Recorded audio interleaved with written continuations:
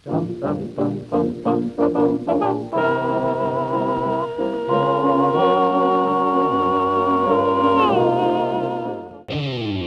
lanes. May habang 12.5 kilometers mula Quezon City Circle hanggang Quirino Highway sa Novaliches. Pinakamalapad na kalye sa buong Pilipinas.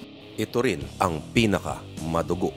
21 ang patay at mahigit 2,000 ang aksidenteng naitala noong nakaraang taon lang. Magtataka ka pa ba kung bakit tinawag itong Killer Highway? Pero isipin mo, ano bang meron dito? Di hamak naman na mas mabibilis ang mga sasakyan sa NLEX at SLEX. Pero wala naman tumatawag sa kanila ng highway ng kamatayan. Pero teka, parang medyo exage naman yata. Killer Highway, parang horror movie. Kalyeng pumapatay. Paano naman makakapatay ang sementong nananahimik? Sementong nananahimik. Hindi ba? Parang B-movie. Pero ayon sa DOTC, 80% daw ng mga aksidente sa Pilipinas ay driver error. Yun naman pala eh. Ibig sabihin, tao ang may mali. Nga naman, nananahimik ang concrete barrier.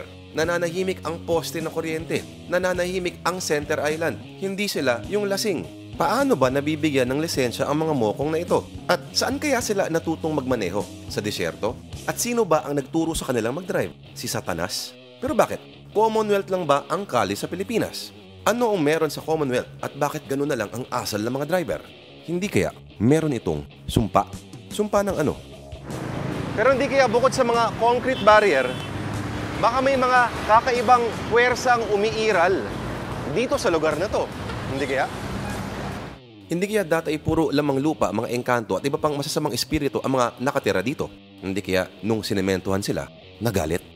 Ginawa noong 1960s, isang kalsadang may 2 lane para puntahan ang batasang pambansa dahil ang Quezon City ang dating capital ng Pilipinas. Noong 1980s, naging 6 ang lanes pero noong 1990s, nagsimulang magka-traffic ang Commonwealth Avenue dahil sa dami ng mga sasakyan. Kaya ang ginawa ng MMDA, winalis ang mga vendor sa area ng Tandang Sora at nilaparan palalo. Isa pa, dati itong tinawag na Don Mariano Marcos Avenue. Sino si Don Mariano Marcos? Airpat lang naman nito. Ang chismis daw ay chinapchap ito ng mga gerilya noong World War II dahil kakampi si Mariano ng Hapon. Ano yung dapat natin gawin dito? Ipabakbak na lang kaya natin tong kaling to? O kaya, basbasan na lang ito. Tumawag ng exorcist para matigil na ang massacre sa Commonwealth. Pero paano na lang?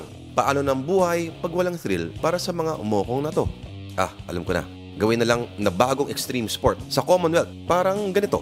Total, mukhang hindi na talaga natin mapipigilan ang mga matitigas na ulong parang mga ito.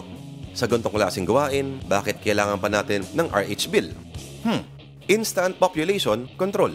Dead on the spot si Edelberto Gecuya Jr. matapos mapuruhan sa ulo. Paliwanag ni Diva Locos, hindi na niya nagawang iwasan ang biktima ng bigla itong tumawid habang nakikipagharutan sa isa pang bata.